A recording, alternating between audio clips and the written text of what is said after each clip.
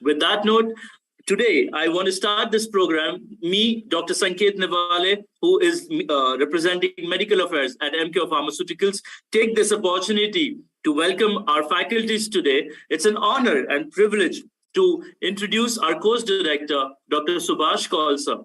Sir is a senior consultant and stroke specialist, Sikandrabad, and chairman, KIMS Foundation and Research Center. Faculty for 27 years, Nizam's Institute of Medical Sciences, Hyderabad. Former professor and head of the Department of Neurology and dean at NIMS. 120 publications in national and international journals. Principal and co-investigator of several national and international projects, including the largest single center Hyderabad Stroke Registry, funded by the ICMR. State Teacher Award by Telangana Government 2017. Past President AP Neuroscientist Association. Past President Indian Stroke Association. And also the past President Indian Academy of Neurology. Sir, we welcome you for the event. Thank you. We have our first moderator, Dr. Jayanta Roy, sir. Sir is a director, stroke program and senior consultant, Department of Neurology, Institute of Neurosciences, Kolkata. He is certified neurosonologist from transcranial Doppler ultrasound, accredited by the American Society of Neuroimaging, 2005. Recipient of the 2005 American Society of Neuroimaging William M. McKinney Award for the best manuscript based on clinical research in neurosonology. Executive committee member, Society of Neurosonology, India, and member of the Educational Committee of the Joint World Stroke Congress, Hyderabad. Over 35 publications in various reputed national and international journals. Editor of various neurology books, and a guest faculty at many prestigious national and international neurological meetings and conferences. Sir, we welcome you for the event. We have with us Dr. P. N. Sailaja ma'am, who would be our guest moderator today. It's the first time that she's been a part of this program. Ma'am is a professor and head of neurology in charge of the Comprehensive Stroke Care Program, SCTIMST, Trivandrum. She has 180 publications and 14 book chapters. Stroke Fellowship from University of Calgary in 2006. Past President, Indian Stroke Association. Honorary Clinical Professor, University of Lancashire, UK. Member of the Task Force Group, Non-Communicable Diseases Division of ICMR. Member of the GBD Cardiovascular Diseases and Stroke Working Group, Global Co-Chair South Asia, Mission Thrombectomy 2020. Member, Guideline Committee of the World Stroke Organization, Technical Consultant of Stroke Care Activities, Government of Kerala, CME Convener of the Indian Academy of Neurology. Ma'am, we welcome you for the event. We have our first speaker, Dr. Rohit Kumar Bhandari. Sir is a consultant neurologist at Mala Reddy Narayana Multi-Speciality Hospital. Dr. Rohit Kumar Bhandari is a renowned neurophysician in Hyderabad, and he has a practice over 5 years in the field and gained knowledge and skills. He has expertise in stroke, motor neuron disease, electromyography, cerebral palsy, peripheral neuropathy, and more. Sir, we welcome you for the event. We have a second speaker, Dr. Pradeep Tiwari, sir. Sir is an associate professor of D.Y. Patil Medical College and Hospital. His areas of interest are stroke, epilepsy, cognitive disorders, nerve muscle disease, autoimmune neurology, headache and pain medicine, and sleep medicine. With that note, now I hand it over to our course director, Dr. Khalsa, for context setting. Over to you, sir. Okay, thank you, Sanket. I think, first of all, I thank your company for organizing this month after month, and then it's my privilege to welcome moderators of today, Dr. Shailaja and Dr. Jayanto. Sir, we can't hear you. Sorry. Can you hear me? Yes. Can you hear me? Yes, sir. Can you hear me? Yes, sir. Now we can hear. Okay, thank you. So I was talking about you only, Shailaja. So we are very, very honored today that we have got two very eminent moderators today. I can tell you for sure that since I have been chairing this meeting, this very interesting meeting for the past several months, this is the most high-powered meeting today. Because in the moderators, we have got the most renowned and powerful and knowledgeable stroke specialist today. I mean, it is as high as it can get. The Shailaja and Jayanta there. So basically, the context setting is that we know that Miller Fisher has said that neurologists learn neurology stroke by stroke, meaning thereby that each stroke is different. And guidelines do not always help you because many patients are in a situation which does not fit into the guideline.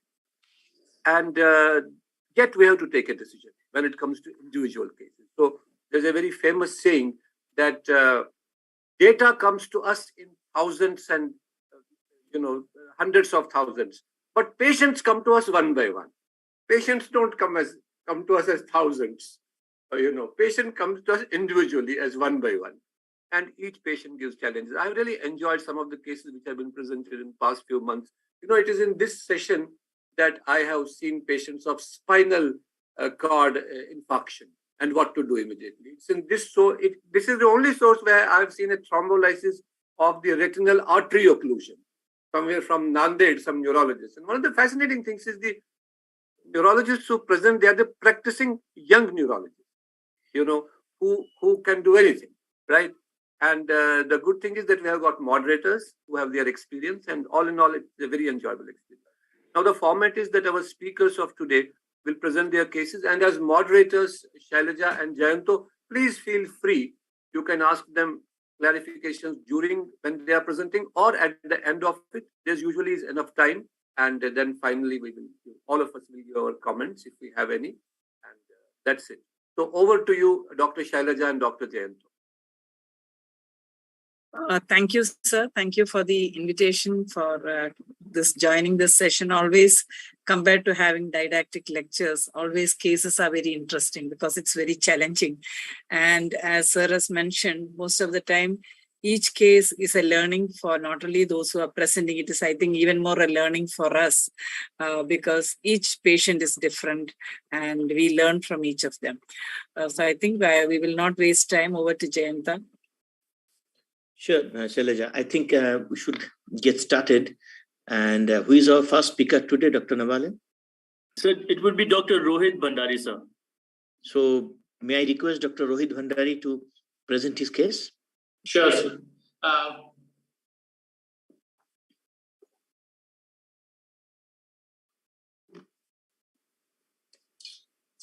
So, good evening, all my senior colleagues. So, today's my presentation is about a stroke, interesting stroke, a minor stroke which we thrombolized at our hospital. And I work at Mallareddy Narayana Multi-Specialty Hospital. It is attached to a medical college, 300-bedded hospital, attached to a medical college, which in radiology residents are also present at the 24/7. So, a 48-year-old male presented with complaints of loss of consciousness for around 15 minutes. And on regained consciousness, the patient had slurring of speech and weakness of left upper limb, which lasted for around 20 minutes. So on by the time he arrived to the hospital, the patient's symptoms had improved, the patient's history. So the patient had a history of CVA 3 years back and right hemiplegia, which improved in 3 to 4 months. And presently, the patient was not on any antiplatelets. He stopped using antiplatelets, and the patient is not a hypertensive or a diabetic. And on examination on the ER, the patient NIHS was examined, it was 0. And even we checked for pronated drift, heel and toe walking, but also normal. The speech is also improved by the time he reached to the ER. That duration was after 1 hour after the incident. So clinically, we thought that a diagnosis of a transient ischemic attack was kept, and imaging was ordered for this patient at that point. And then the imaging showed that there was a small diffusion restriction in the right ciliary fissure, with no flare abnormalities. And at our phase, we are in the stroke protocol due to the resident, radiology resident was doing an research work and thesis work regarding ASL imaging. So we even got an ASL imaging. We routinely get an ASL imaging done for all patients in the window period for stroke. And although this diffusion restriction was small and there was flare mismatch was there was a penumbra tissue which was found to be a bigger thing compared to the diffusion restriction. So even we initially thought it was a TIA, we thought to manage it conservatively, but after seeing this imaging study, so we have counseled the patient's attendants regarding the severity, and we advised them to get a thrombolysis done, which was, we found it difficult because she was a staff at her hospital and she was not convinced when the infarct was small and the deficits have improved. Maybe it was a second attack, maybe it will improve. So this is the second attack, why can't we manage it conservatively? But it took some time to convince her that it might progress. And so as I told, that there was diffusion vein mismatch in the right circumcision. ASL images showed a penumbra tissue which was large in comparison to the diffusion restriction. And the immediate thrombolysis was done with 10 kiplase. The patient was around 70 kgs. We gave around 16 mg of bolus dose. And an MR angio was actually done post thrombolysis only around after 1 hour. And it was normal. So considering that this patient had a small infarct with no symptoms on arrival, and in fact a non-dominant side of the patient is still thrombolized only based on the ASL imaging. We would have thought it was initially we thought it was a TIA. After imaging, we could tell that it was a minor stroke, non-disabling stroke. But only thing that convinced the patient attendants was that the ASL imaging showed a large penumbra tissue, which can only be salvageable with a thrombolysis. So we thrombolized the patient and observed him, and the patient had no deterioration on further stay, and repeat MRI was done after 24 hours. That was at our center, the radiologists are doing this research. They're normally repeating the repeat MRI after 24 hours, the perfusion study.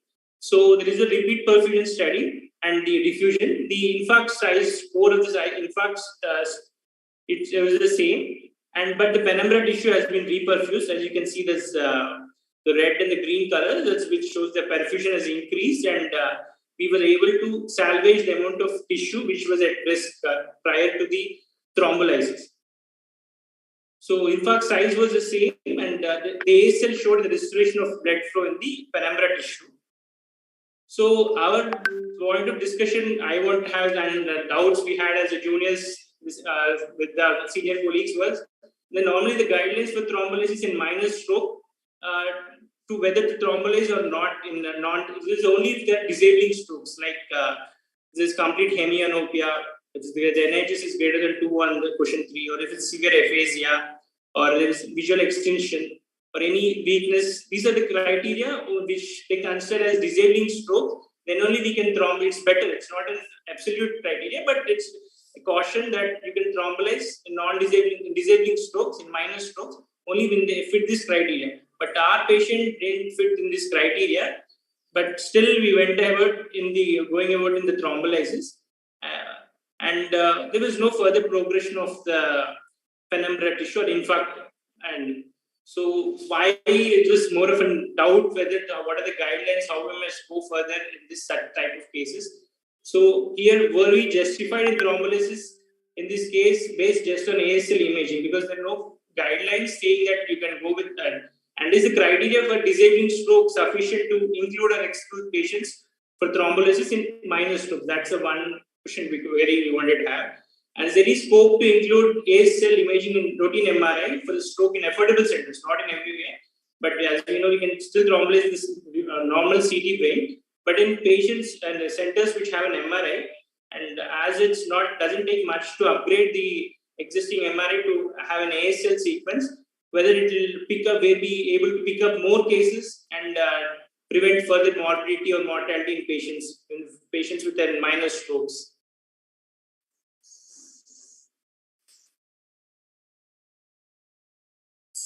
This was our scenario at our hospital. Okay, Dr. Rohit, this is a very interesting case, and that actually created many questions in our mind, including the audience. First of all, the interesting point in your case is, if you go to your first slide, the patient presented with a loss of consciousness. Yes. So the first thing that strikes me, that why the patient had a loss of consciousness at the beginning with a minor stroke, what could be the stroke mechanism? The patient had another stroke sometimes back, though the patient stopped the treatment, Yes. whatever he or she was getting. Yeah. So I do not know what was the mechanism of the first stroke, whether that has been completely evaluated or not. But this presentation with loss of consciousness in a stroke, which is basically a minor stroke or a TIA, is something very interesting, and we should think about that. The possible causes of a loss of consciousness in this background. To me, if there is no seizure, then whether that was a syncope, and syncope at the beginning of a stroke, and it points towards something very specific, especially patients with a cardiac cause. They can have a syncope at the beginning of a stroke, and then they can have a simultaneous small embolic stroke, which might have caused this small damage in the right hemisphere. The second point is, you thrombolize the patient based on ASL imaging, but if we go by the current recommendations and current practice, especially patients who has a minor stroke, I would definitely go for a vascular imaging in this patient to understand what is happening. Though many patients who present with a minor deficit can have large vessel or medium vessel occlusion sitting over there, and might be having a good collateral status, which is holding that affected area. So that understanding is important to proceed with any kind of therapy. Thirdly, you got a very good result in this patient based on this imaging criteria, but it's definitely, this is a completely off-level kind of approach. And unless you do study on this kind of approach, we cannot really say whether in minor stroke applying this ASL imaging is enough to guide us for the therapy. But as a whole, in minor stroke patients, thrombolizing them or doing intervention on them depends on certain things based on the mechanism and the threat of further expansion or extension of the stroke. Many of the minor strokes, they are non-disabling. Sometimes we do not treat.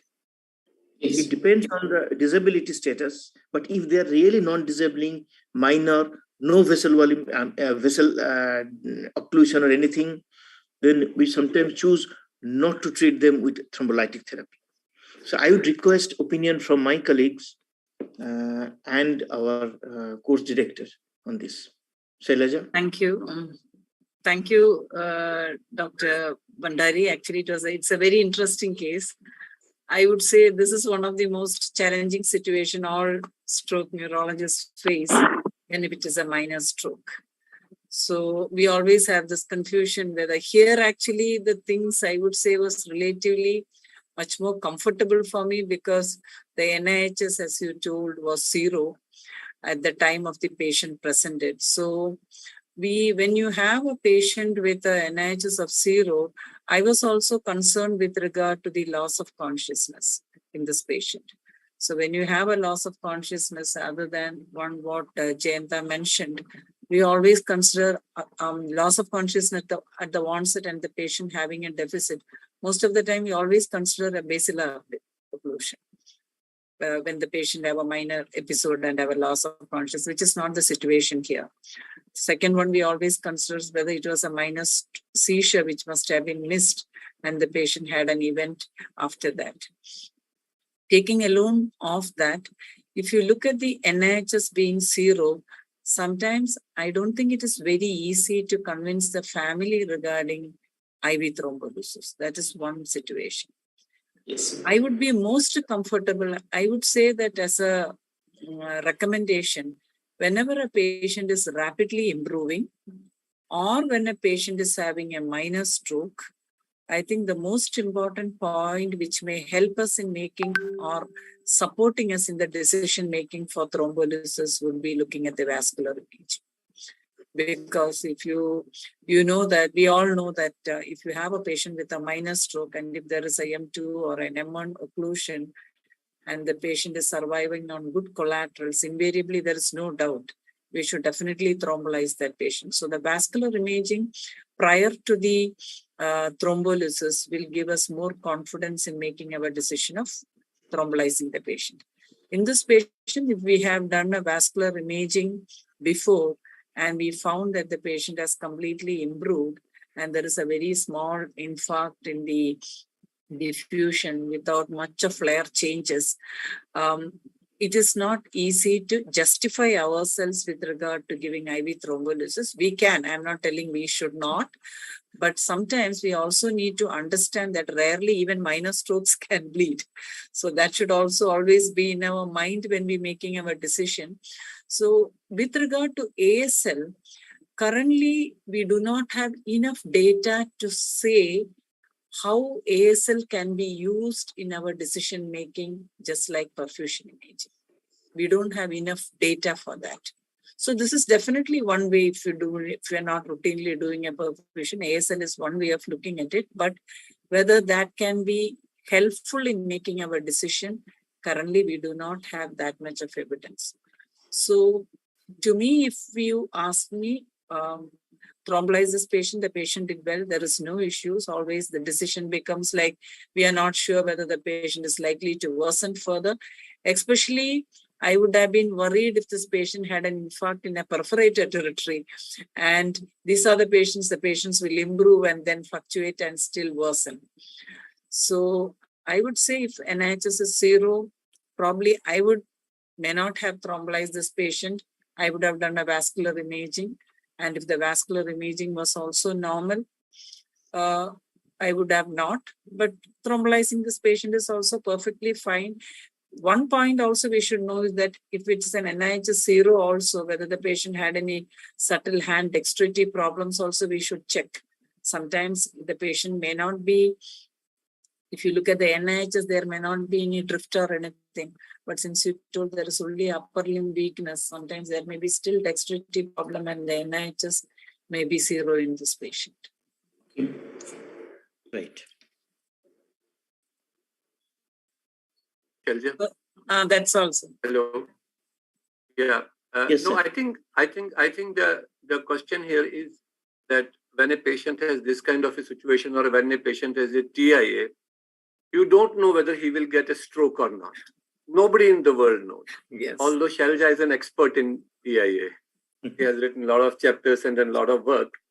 So the whole question is, should we thrombolize TIAs or not? I mean, it boils down to that. Now, you can thrombolize TIA. Here a TIA has been thrombolized. But I think why Rohit has thrombolized is because he guessed that probably this patient may develop full-fledged stroke. He was a little bit anxious about it. So that brings me to a point that when we look at these penumbras, how often they resolve? Do penumbras resolve on their own, Shailaja? Yes. If you look at the TIA, there are a lot of studies which have been done looking at the TIA patients, and they have looked at perfusion studies. Studies have shown that if the patient is having some perfusion deficit, those are the patients who are likely to worsen. So invariably, they may not worsen, but if you find in a TIA patient, if there is a perfusion deficit, those patients are at higher risk of worsening. So that has definitely been studied. So we have in this patient, we have a justification for thrombolizing this patient because of the perfusion deficit. So that's what I mentioned. So, and ASLs, the perfusion studies have shown in TIA, they have used that as a marker to decide on whether this patient is likely to worsen. And those studies have shown perfusion deficit patients have likely chance of worsening. So you know that this is what I was telling you in the beginning of the session. There will always be very offbeat patients here. Yes. Normally I would never have thrombolized this patient because he would have a score of 0. And NIHF score 0 is a contraindication for thrombolysis. But then if you go a little deeper and look at this, there is a justification, which is not in guidelines at all. I mean, this is one thing on which there is no controversy. There is a controversy about low NIHS, right? Whether to thrombolize or not. What is disabling? What is non-disabling? There is a controversy. But whether to thrombolize a absolutely normal power, I think nobody would thrombolize. But then Rohit has given us a justification, and I think Rohit, you are right that one has to look at it whether the TIAs can be thrombolized based on perfusion studies, as Shelja. But as of now, we are not there. I think some research may be going on in that. Only point: if I didn't have an ASL in my hospital, I would definitely would have not taken this call. Only because the study was done, I was in a dilemma. So whether to leave it, because knowing well that there's a penumbra tissue at risk, whether I could have taken risk, because the radiologist had convinced the attendant that there's a big tissue at the risk. So it is better if you take your action. That was the only thing, sir. Or else, if majority of centers, they won't have an ASL, only diffusion flare, they wouldn't have thrombolysis, a minor stroke, given loading dose of antiplatelets and waited. So only because I knew it, so I couldn't have taken a risk. That was the only concern from my side. In other scenarios, no would have been thrombolized with diffusion and flare. One more point I would like to add is that most of the patients with TIA or minor strokes who deteriorate, most of the time are the patients either when they have a vessel occlusion, either maybe extracranial or intracranial. And second, most toughest situation is the patients with lacunar fluctuating. So these are the group of patients we get worried when they come with a TIA, recurrent TIAs, and when they come to you, the NIHS is 0, you still do not know tomorrow or within few hours the patient is likely to. But Shailaja, I want to ask you a question. If you get a patient of TIA in your center and you do a perfusion study and it shows a perfusion deficit, would you thrombolize him? No. You will hope that the penumbra will resolve on its own? Yes. I hope the penumbra will resolve on its own. If the vessels are normal, what I would like to say, the vessels are normal. Because most of the time we are still worried, even if the patient is having a very minor deficit or a very small infarct, the most worried thing we have is whether if this patient will come in that 2% risk of bleed in the minor stroke group. So that concern is always there when we consider thrombolysis. So I think we are justified here because there is a flare diffusion mismatch. So there is definitely a salvageable area. But only thing, as sir you mentioned, NIHS 0, it's very tough to thrombolize the patient. Yes, but here we can justify to the family. It is easy to justify telling that definitely there is a salvageable area, and if you don't thrombolize, you are at a high risk of loss. And in the hindsight, looking at the perfusion deficit, the patient might have had a M3 level occlusion, somewhere there. Yes. So if you do a vascular imaging and it's TIA and we see an M3 occlusion, without doing a perfusion study, just an M3 occlusion in a TIA. What should I do? But Rohit, why this patient didn't have a MR? MRI was done, no? I think that was later. No, so yes. It wasn't later. After thrombolysis, and we were in a haste, he was crossing that window period, so they were not. It was hard to counsel them. I said, let's give the injection and wait. Actually, no. But Rohit, what I'm curious to know is that there was no time for MRI, but there was time for ACL. ASL that's in sequence which due to research of the radiology PG, they do it routinely, sir, free of cost. So it takes only hardly 2 to 3 minutes, it seems, the sequence. But since Jayanta brought that point, I would just like to add one more point. I am still remembered about 2 cases which during our Castle program, they were showing from Calgary, where the MR angio is likely to miss the distal M3 occlusions. Yes. So this may be one evidence that there may be a distal M3 occlusion, and which we might have missed even if we have done an MR angio earlier, and maybe a candidate who may later worsen. So that is still possible. So here we have a justification for thrombolysis. Only thing with an NIHS 0, we are not comfortable doing it. That is all. Yes. But here, because of the perfusion, most likely there may be a distal M3, as Jayanta has rightly pointed out.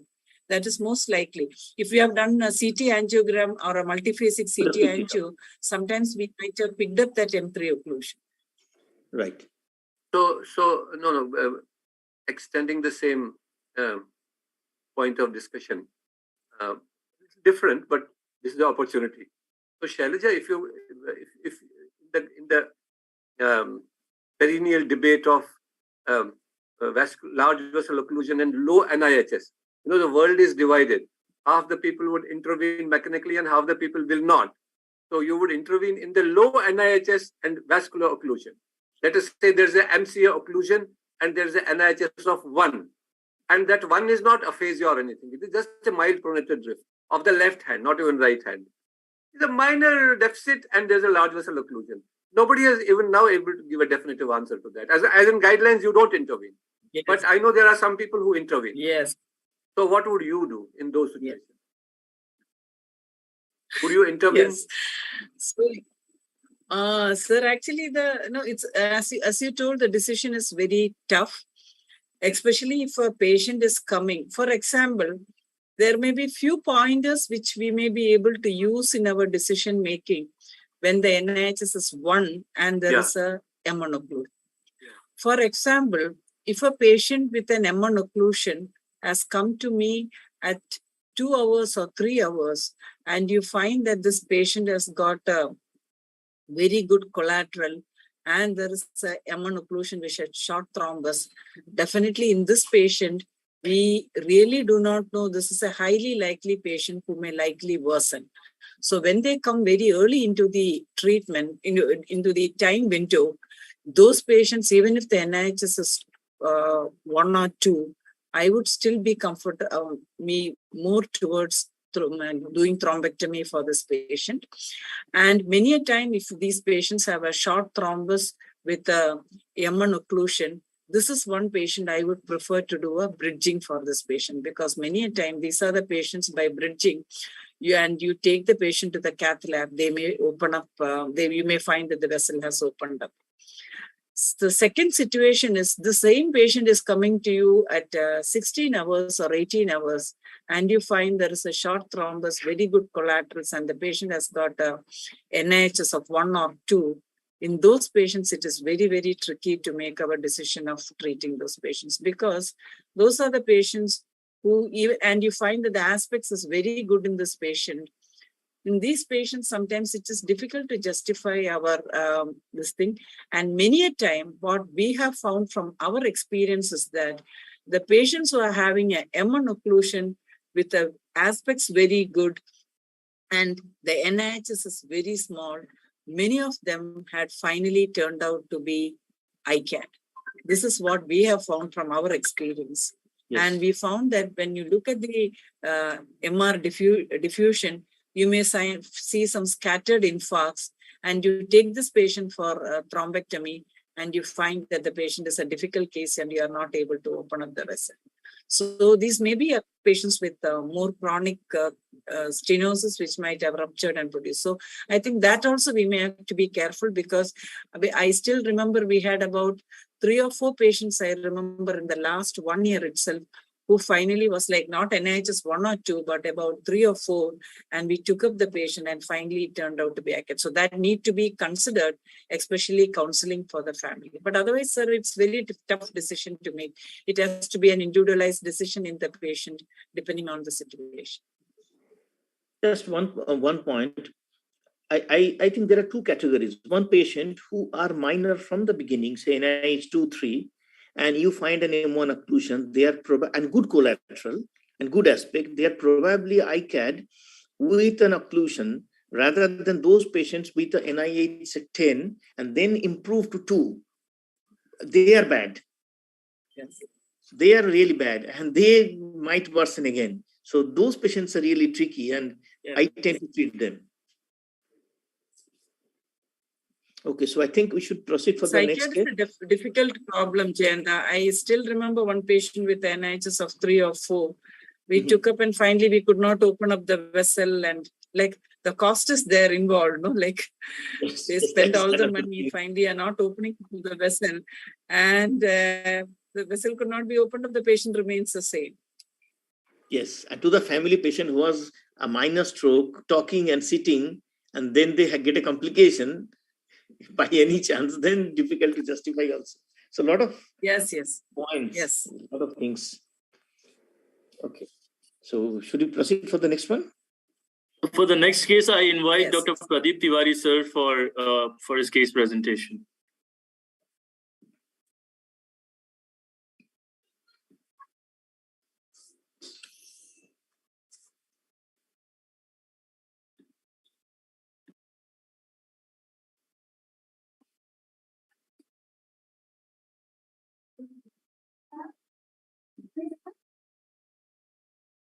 Pradeep, sir? He's muted. Hello, am I audible, Yeah. sir? Yes, you're audible, sir. You can initiate screen sharing.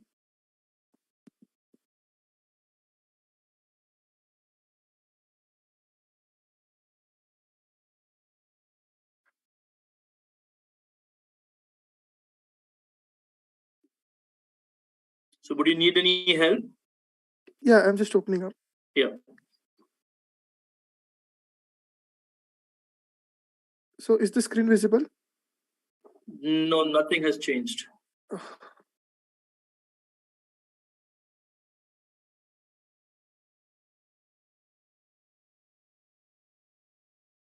Okay.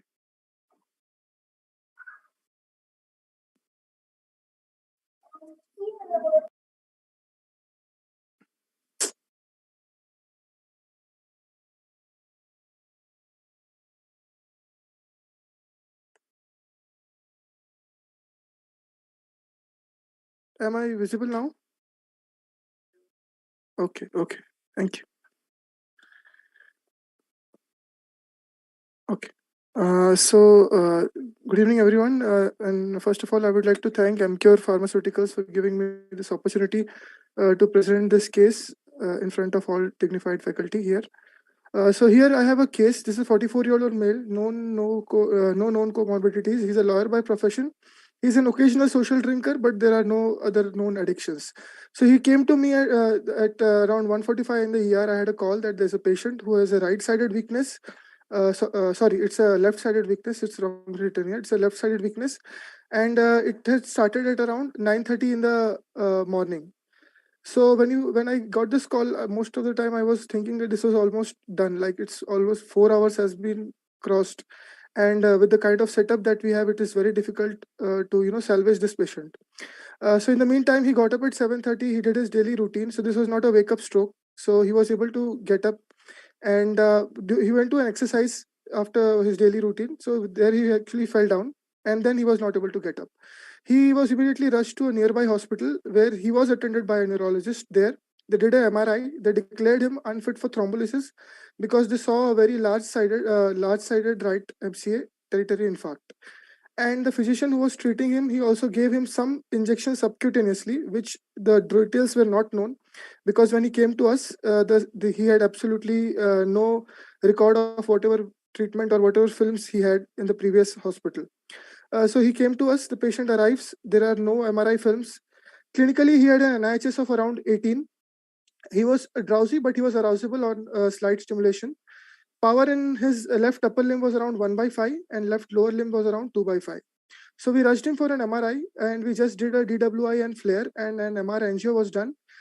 This whole MRI was completed by around 2:15 p.m. So now we are almost like more than 4.5 hours or even 5 hours now into the stroke. So as I already told you, this is the radio imaging. The diffusion is not very clear, but you can see clearly there is a big right-sided MCA territory is getting involved, and the flare changes have not taken place apparently till now. We got his MR angio also done, and we can clearly see that the MCA proximal occlusion is there.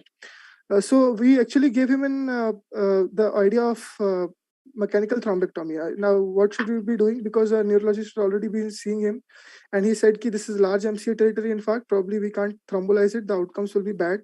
There's a large vessel occlusion, which further aggravates probably the thrombolysis may not be successful. And he has a history of probably getting some Clexane, but we really do not know whether it was Clexane or something else. And the dose in which it was given was also not known. So apparently there was, nothing that we could give him, because we offered him a mechanical thrombectomy, but the current setup that I have, they usually charge something around 6 to 8 lakhs for a mechanical thrombectomy. So he could not arrange that probably in a span of 2 hours. So we thrombolized him with tenecteplase. His weight was around 70 kg. So DGCA guideline was followed. 0.2 milligram was given. 14 milligram tenecteplase was given to him stat. And by 2:30 p.m., we had thrombolized him with a door to needle time of around 45 minutes. So after thrombolysis, within 24 hours, he had a mild improvement in his left lower limb power, which was around 3 minus by 5. He was able to flex it on the plane of the bed, but the left upper limb, the power was pretty much unchanged. We did a repeat CT 24 hours post-lysis, but it did not show any hemorrhagic transformation. The infarct size was almost same as it was seen on the diffusion restriction imaging. There was a risk of increased ICT, and neurosurgeon was informed because it was a big MCA territory. In fact, the patient was young, 40 years old. So we also thought the possibility of decompressive hemichronectomy would be required, probably 3 to 5 days as edema settles in. So, however, this was amazing because the patient did not show any further deterioration, and slowly his power actually kept on improving. So, in-house physiotherapy was associated, speech therapy was initiated, and 3 days post-lysis, patient was even able to swallow on his own, and Rice tube was also removed for him. 5th day post-lysis, he was in fact shifted to ward, and his upper limb power had improved to around 2 by 5, and lower limb power had improved to around 3 by 5. 7th day post-lysis, he was discharged with the advice of home care, and dual antiplatelets were given to him, aspirin 75 and clopidogrel 75, which was started 72 hours after lysis. Aspirin was started 24 hours after lysis, and clopidogrel was started 72 hours after lysis. And along with this, we also started atorvastatin 80 milligram. Follow-up was good. In fact, he came 2 weeks after follow-up, and to my amazement, he actually came walking in the OPD. So when he came, I was not even able to recognize that this was the same patient I had thrombolized 2 weeks back. Now the question was his hand grip was a bit weak, but his power had improved to 4 by 5. He came on his own. The issue was now he had restored his functional ability. Okay, so we thought that if we are dealing with this large vessel occlusion, there's a chance of restroke. So we convinced him somehow. Economic constraints were always there, but we convinced him somehow to get an MR angio done. And this was the repeat MR angio. This was done 2 weeks after lysis was done, and we can see that the artery had pretty much opened up. So this was the repeat MRI brain, and this was the MR angio. This is the patient. Actually, I made a short video of him.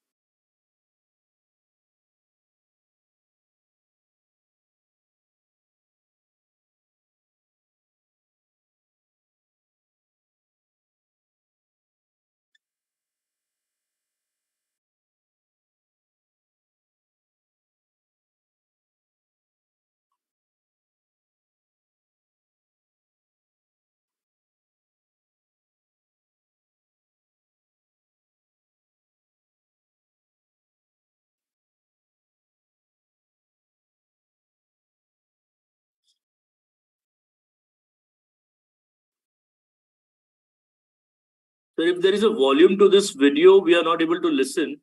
Oh, sorry. What you have to do is unshare and reshare with the sound. Then only we would be able to hear him. Okay.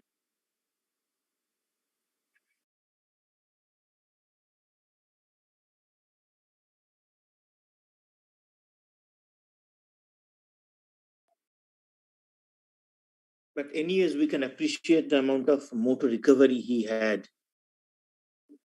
Definitely, it's a excellent recovery from his big stroke. There's no doubt about it.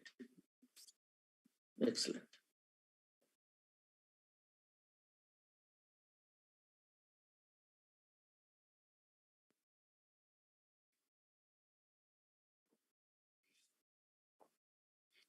Oh, sorry.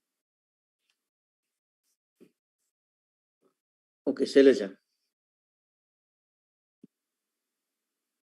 Shailaja, your comments. Thank you. Thank you, Dr. Tiwari. Very challenging case, I would say. Yes. And I think the decision was right if you retrospectively look back. So I will bring in a few points for the discussion. So first is with regard to the time the patient has reached us is around 5 hours. That's what you mentioned. So by the time we had the patient in our emergency. So as you rightly pointed out, the patient is beyond the 4.5 hours of the time window for thrombolysis. But as you have shown in the MRI, even if you are not doing a perfusion study, there is definitely a diffusion flare mismatch, but definitely some flare changes are seen in the insula and those regions. It's not a complete diffusion flare mismatch, but as you mentioned in that upper part, you could see that. So if you see there, no, if you can see that in that insular region and the upper part, you find that the M1 region and also the M3 region, there is not much of changes. But if you look at the insula and also in that lentiform region, there is already some diffusion flare changes are seen. But it's not very significant change. So then you debate regarding looking at the putting it into a windowing and then seeing whether the flare changes are very obvious or not. But probably, what about the upper cuts? Dr. Pradeep, Ma'am, I have. Do you have any upper cuts? The supraganglionic cuts? Yes, ma'am, I have, but in this slide I could not. But that is also very similar. So here, actually, even if you have not done a perfusion study, if there is a diffusion flare mismatch in the upper cuts also, we can always take it as this may be a situation. There is a mismatch between the core and also the salvageable area. But one point I would like to say is that, as you have rightly tried to do, this is a patient I would have definitely directly taken for a mechanical thrombectomy, even though the aspects is a borderline, even if it's the aspects is 4 or 5, considering the age of the patient, definitely this is a patient whom we should have taken up for a mechanical thrombectomy. But in situations like India, where you have a patient with a major deficit and you have an M1 occlusion and you find there is still some salvageable area, these are the patients in our setting when we do not have any other option. And recently, if you look at the European stroke guidelines also, you find even if there is changes, more than 1/3 of the MCA territory is seen. And if the patient is having a severe stroke, you are totally justified in giving IV thrombolysis. But it is very important to explain to the family regarding reperfusion edema and also the risk of bleed in this patient. So I think when you are in a setting where we do not have the facility for a thrombectomy and you're getting an M1 occlusion, invariably, if you don't do anything, this patient is going to have a very bad outcome. The patient had a better recovery, mostly because of the opening up of the vessel. But at the same time, the opening up of the vessel can lead on to reperfusion edema and bleed also. I think that has to be clearly explained. But it is a tough case to do when you have a setting. But if you are in a setting where you don't have the facility and you don't have any other option, I think we should still go ahead in these borderline patients for doing IV thrombolysis in these patients. Jayanta? Yeah, first of all, I should congratulate Dr. Pradeep for attempting this. I mean, God only helps the brave. And especially when a politician is breathing down your neck, and then you are still attempting this as a borderline. But it's commendable. It's really commendable. And I'm happy that it turned out to be a positive outcome. And he must have opened his M1 very quickly with TNK. That's why you got this good outcome. Because if we could do our vascular imaging on the same day or next day, we would have seen an open M1. Otherwise, we do not see this kind of improvement. But it's another lesson that TNK works very well, even in LVO. And one point you were mentioning that in large vessel occlusions, IVTPA may not work, which is probably not the case, because even if it is a large vessel occlusions, if they are within the window period, if it is an M1, if it is a basilar, wherever it is, please give thrombolytic and then take them for endovascular therapy. And as we have data, Shailaja mentioned that you might see the vessel is already open in the cath lab. So as quick as possible, thrombolysis is definitely helpful. And in your case, it turned out to be very well. Thank you. Thank you, sir. Yeah, I think that's great. I just want to make one comment that I think I may remember I discussed with her also once in one of the meetings, that all the guidelines talk about the size of the infarct. They don't talk about the location of them. You know, you can have a small infarct, a lacune in the posterior limb, 1 centimeter, and it can have a devastating hemiplegia, which will never improve. On the other hand, you can have a big infarct like this, and the patient may improve. And the reason may be that actually, if you look carefully at it, it is not involved in the internal capsule. The posterior limb is relatively free. It is mainly cortex, you know, and a lot of other things, but internal capsule is free. It is just being touched by that, but it is not involved, particularly if you look at the other picture also. So previous guidelines used to say that if your infarct size is more than 1/3 of the MCA, then it's a contraindication. Now they have taken away that. So they say that there is absolutely no upper limit. Within 3 hours, there is no upper limit. Clinic NIHS, you can thrombolyze the NIHS for 42 also, and you can thrombolyze entire MCA. And I never believed that. I thought that if the whole of MCA is involved, how can a patient improve? But today I have changed my opinion, because this patient I was not expecting to show such a recovery. But I think the reason is because probably the critical part is not involved from the very beginning, or maybe partially involved. Yeah. Thank you. Thank you, sir. Thank you. I would also like to add that one point is that as Sir has rightly pointed out, the capsular and the lenticulostriate involvement is relatively less. So suggesting maybe the vessel, even if it looks like a mid M1 in the angio, many of the time the TOF may show it to be more proximal. Sometimes it must have still migrated distally also. So that is why the patients, mostly the involvement is in the cortical part, and most of the lenticulostriate has been relatively salvaged, especially by the TNK. It must have recanalized, and that has led to a very good outcome, because all the subcortical regions were relatively not involved, because we can see that if you look at the diffusion flare, that the subcortical region is not that much involved. And he might have had a small clot or something. That's why it was easier. So anyway, his luck favored. Yeah, he's a lucky man. Yes. Lucky man, yes. But he was lucky. No, he was lucky because he got a good neurologist also. And it is the neurologist, not the politician, who saved him. Absolutely. Yes. Great case. Thank you. Both the cases are very good. Excellent. Both the cases were good. Congratulations to both of you. Thank you, ma'am. Thank you, ma'am. For Rohit and Pradeep, both of you have really enjoyed and learned also. One TIA, another big stroke. Yeah, you see, these are extremes. Right? Yes. Very nice. Okay. So, Dr. Nawale, Dr. Sanket. Right, any questions? Sir, any final summarization from final comments from our moderator, Dr. Shailaja ma'am? How was your experience in today's KT ma'am? Any few words from your end?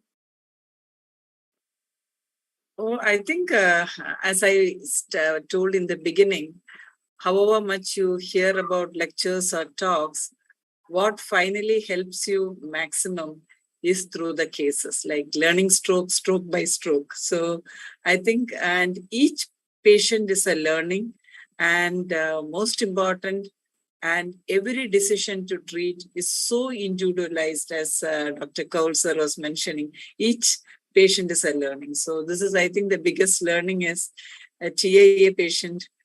a very difficult decision making with regard to treatment. We presume there may be a distal occlusion. And second case with a big, relatively big stroke with a relatively borderline aspects. Still, when you do not have any option, I think we should take the risk and confidently praying to God, keeping your fingers crossed, you should still thrombolize these patients. Perfect, ma'am. Thank you. Pradeep sir, you can stop sharing your screen now. Jayanta Roy sir, your final comments. No, I think Shailaja has rightly mentioned, and both the cases are really, really interesting, especially the second case, again, late arrival, borderline, lot of other issues, but still he went ahead and did it. So it's really encouraging, and it's a commendable job. Thank you, sir. Dr. Kaul sir, your final comments. No, as usual, I think in the field of thrombolysis, we should always have a tendency to thrombolize. We should find reasons to thrombolize than not to thrombolize. And more often than not, are rewarded. That's right. Great, sir. I think with that note, more than 200 people are listening, or 200 doctors listening to us today, going through it. I mean, that had been our consistent audience. I believe they are loving the show, and we would get the feedback of this meeting also as we go through. I believe, the case presenters, I believe the shortest and the best that they present, I think that makes the discussion go with the very right flow, with a lot of questions coming from our moderators and our course director. I really, really thank our two case presenters today, Dr. Tiwari sir and Dr. Bhandari sir, for sharing their experience and the cases. Wonderfully done, sir. Thank you. And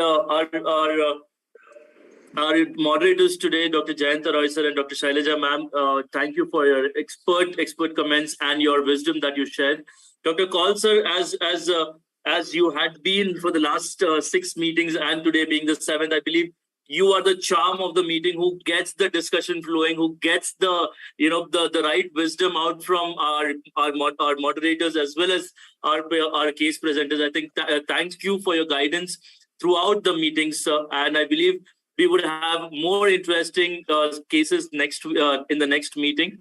So until then, I share my sincere thanks to all of them who have attended, taking their busy time out from this meeting, my faculties and my delegates both. So thank you and a great evening ahead. Thank you. Thank you. Bye. Good night, everyone. Thank you, sir. Thank you. Thanks, Dr. Sanket. Okay.